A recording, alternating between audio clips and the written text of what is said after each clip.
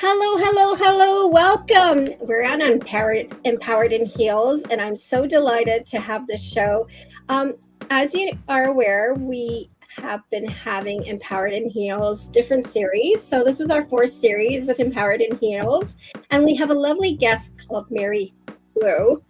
She is one of the authors, the co-authors of Empowered in Heels 4, and she has an astonishing bio. She is a professor at the Seneca Polytech as a nutritionist, and she is an advocate for autism and a public speaker, educator, and an entrepreneur. She does have two lovely adult kids, and one of her son is autistic. So I'm really attached to this because I also have a son that's autistic.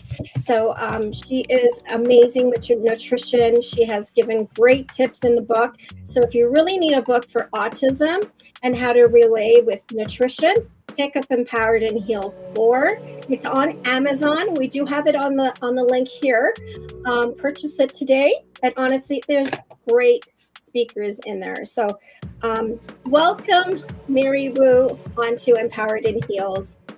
Thank you Thank you for very being much, here. Susie. Thank you very much. I really appreciate you bringing in here and giving me a voice to what I have to say.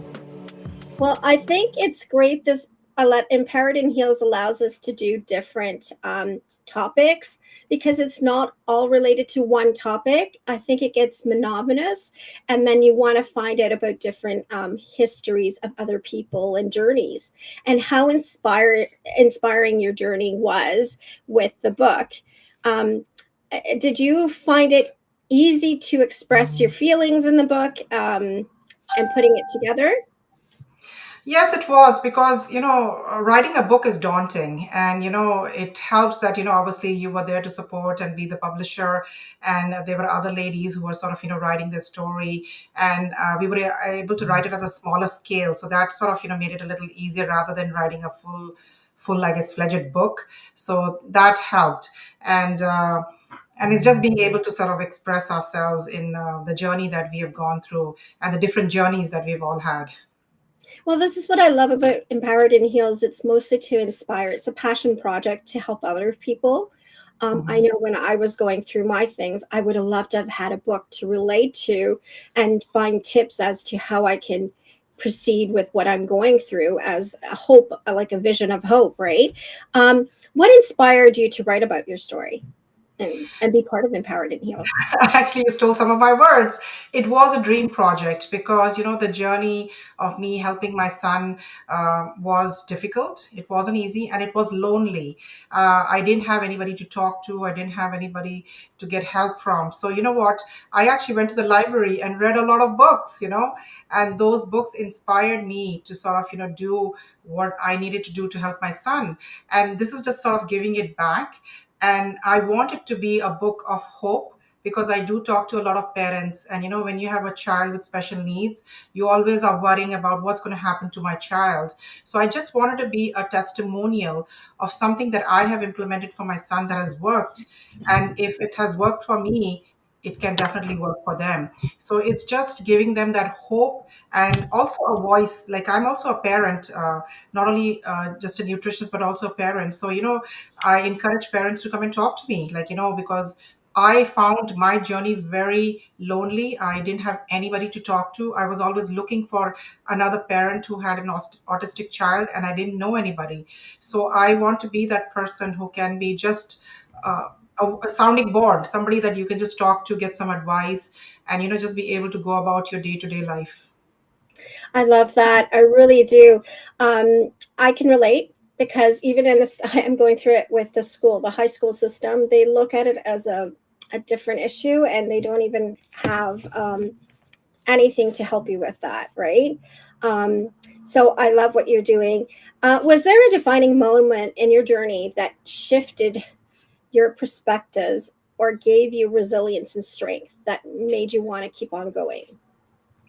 Definitely. I think, I mean, I always knew that my son was struggling and he was different, but I just didn't know what the challenges that he was facing.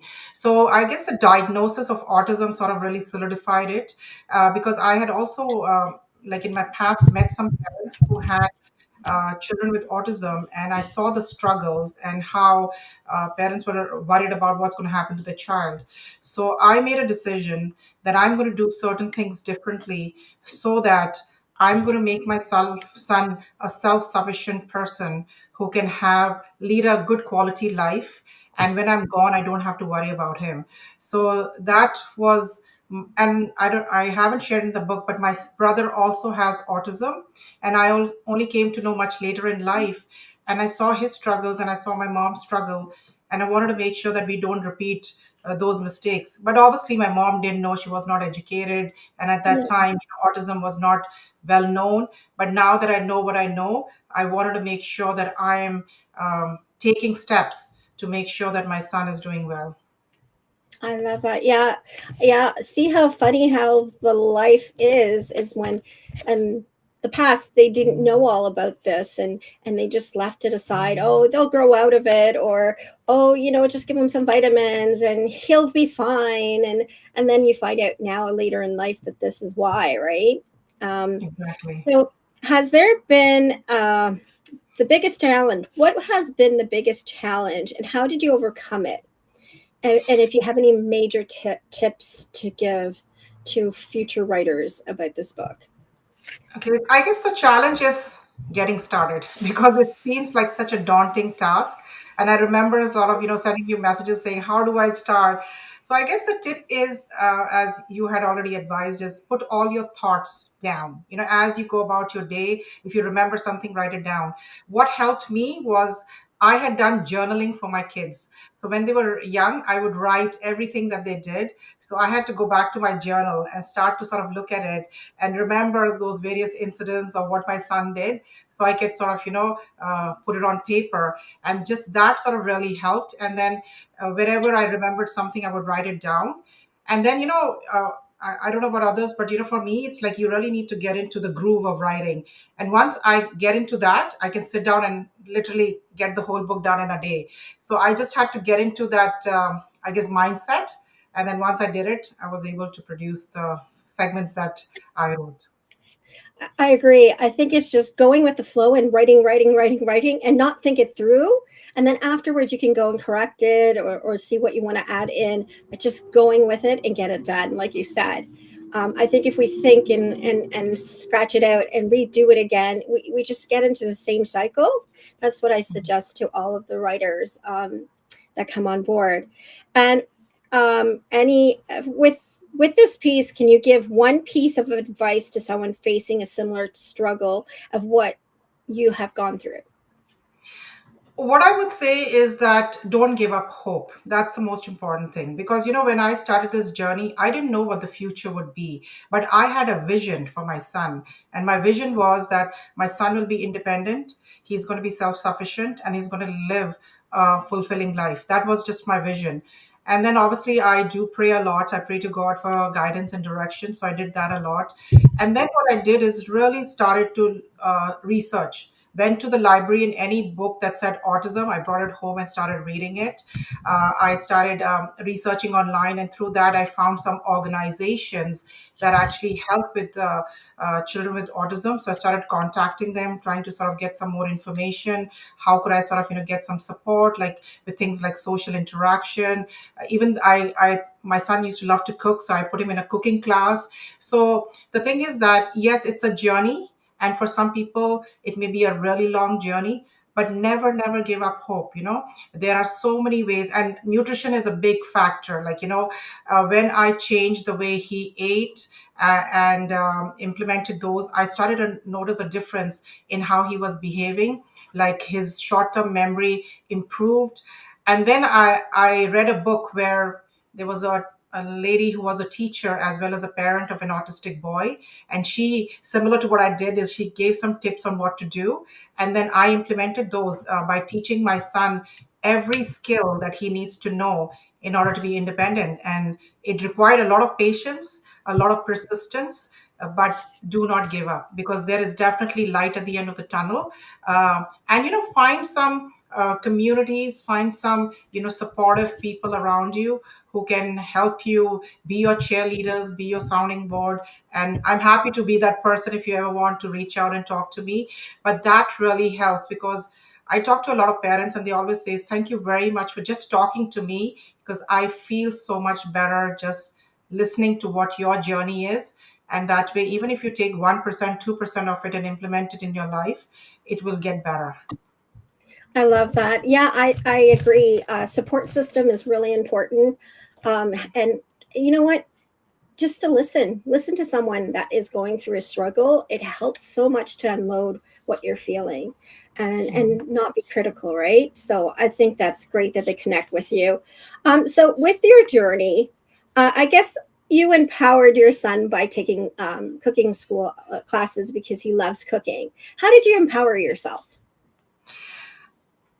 I think I've always been a strong person. I've always been very resilient. And I think just if I look at my background, like I lost my dad when I was only 10 years old. And I stayed in a boarding school for 9 years. I think staying in a boarding school just makes you resilient, because you're sort of thrown into the situation and you just have to sink or swim. And Yeah, even through life, like just being an immigrant for that matter, coming to Canada wasn't an easy journey. And I guess different my cultures. thought process has always been as it is what it is. Now, how do we find a solution to that problem? That's all it is. I don't dwell on the problem. I just dwell on what do I need to do to make it better. And I think that's just kept me going. And for me, I just, as I said, I had a vision for my son. I wanted him to have a good life, and I was the only person who could do it. And you know, I always tell parents, you have to advocate for your child. Like as you were talking, Susie, about high school. High school, the supports go down tremendously. My son is in college; it's even lower. So you Yeah, have to be always there by his side, supporting him, advocating, being his voice, so that you can sort of almost clear the path for them, so that their path yeah. becomes easier. I agree. It's tough because, especially with boys, because they're not as communicative. I don't know if girls. I never had a daughter, but my sons were never. After they got to an age like 14, 15, they start to close off, right? And they don't come to Mhm. tell you, "Hey, mom, I got this problem," because they know Mama Bear is going to come, and they want to be Yeah, tough at that age. So, yeah, it's really tough on me because I suffer because you see your kids struggling, but I yeah. wish there was more support system into bullying and just giving that guidance and understanding, empathy. I don't think there's empathy anymore within Mhm. kids anymore in the younger generation. So I wish parents would inflict that more to their kids. But that's another story. But I What I really can want just share quickly is what I did with my son is, I give him like toolkits, if I would say. So what I do is I tell him, if a scenario like this happens, how would you react? So because a lot of the times with children, especially I know with autism, is they don't know how to react in a certain situation. So what I do is I always talk to him, and the best time to have a conversation is when we are cooking, because he loves to cook and we are to, together. And so when we are cooking, we have nice chats, or when we are going for a drive, like I I find used to be able driving. to drop him Yeah, to school. So I would, like, I know I have his full undivided attention. So I would just talk to him and we would have a conversation. And I always told my son is like, we need to have a very trusting relationship. Yes, I'm your mom, but I'm also your friend. I'm here to support you.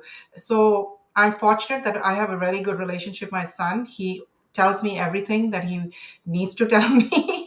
And so that way I am able to sort of support him. So it's just spending more quality time with them. I know when they grow older it's much difficult, but I try, like if I'm watching a show, I'll tell him, come and sit with me, let's watch it together, so yeah. just making more quality time, so that we Mhm. can bond and we have those conversations where I can find out You what's know, going on. it's funny because recently I've been getting him to build stuff for me because I've been ordering these shelves. And honestly, he's done really amazing with it, but it keeps his mind going and it helps him focus and concentrate. So it's a way of me showing him that he can accomplish anything. You may get frustrated, but if you try again and you look at the instructions, you can do it. So it's not giving up. And then when he Mhm. does it and he accomplishes it, it's like a satisfaction. So for me, it's like kind of a learning tool for him. I hope he doesn't catch on, but that's my little tip. And if it can help any parent out there, please try it. And then I wanted to know, this is the final moment. We have 15 minutes to go. And I wanted to see, what was the feeling when you got that book and you opened it up and had it in your hand? Isn't that a satisfaction? Or what did you feel? And you got to show it to your parents and your kids. Well, not Yes, your I parents, but was. your family. I know my family actually didn't know that I wrote the book. So it was a Oh, big surprise when it came in the mail and I showed it to everybody. Yes, it is, as I said, it was a passion project. It was my dream. So, I was very happy that it came to fruition, correct? And then I showed it to my son and I said, did you know that you're actually in the book and the stories about you? And he was so happy and he said, I'm going to read the book. So it's just like, uh, everybody was asking me is, you have no time, you're doing so many things, how do you find the time? I think is, once you're passionate about something, you will make it happen, correct? And that's what it was for me, is I wanted the world to know my story. And I'm so glad that it's out now and everybody can benefit from it in whatever way they can. honestly, I loved your story. It was so inspiring. It touched my heart because it relates to me, honestly. And loving to know that we have different topics in the book. Every series is so different to it. And it just flows together all so nicely that it's like an awe moment for me to have you guys all together in the book and just see their inspiring stories of how you have handled your struggles and where you are today and how successful and how loving mother you are to your son and just engaging together and see how successful he is now, right? So Yes, he's yes, in 10th grade.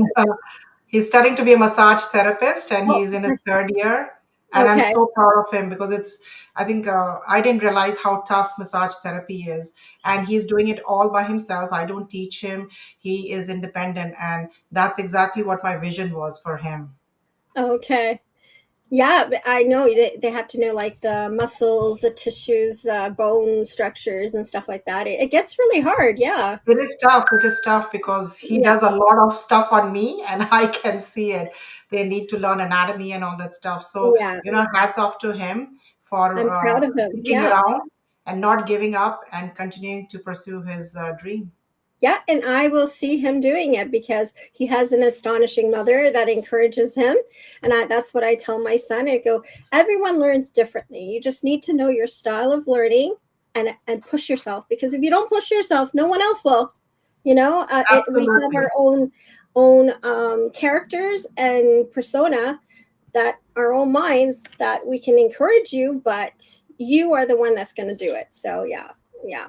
So I I agree love with you. having you part of Empowered in Heels 4, which is resilience equals to strength. And I wanted to let you know why resilience equal to strength.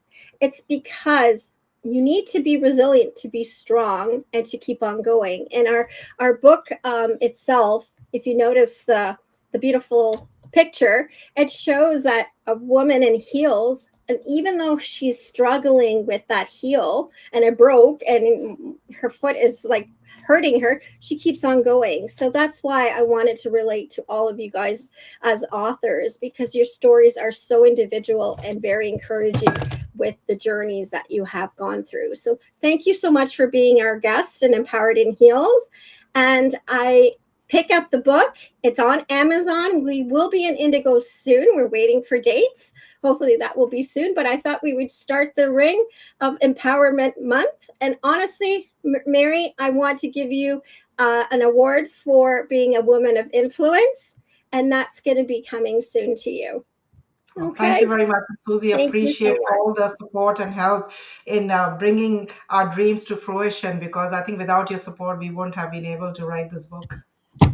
This is, you know what, this has been a dream. And honestly, it started with COVID, and I was delighted to be able to continue doing it. And hopefully, we'll do number 5 soon.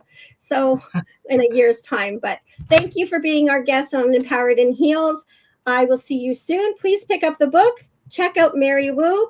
Her information's in the promo. So if you want to connect with her, if you're struggling with autism or need any nutrition advice, she's amazing for that. She can help you and very caring. That's the most of all that's important with everything. Thank you so much. Take care. Bye bye. Bye bye.